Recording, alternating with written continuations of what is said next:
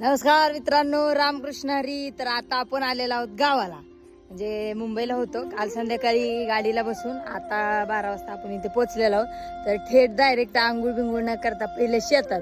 तर शेतामध्ये कशाला मित्रांनो, तर खायला आहे बघा ऊस, मुगाच्या शेंगा आलेत मित्रांनो. हे बघा, हे मी दाखवलेलं रान आहे, तुम्हाला माहिती आहे बघा. हे वडाचं झाड, इथं बघा मूग पेरलेला आहे, चांगला मूग आला आहे बघा. आजीने पूर्ण मुगाच्या शेंगा जमा केल्या, हे बघा कशी सुलती बघा.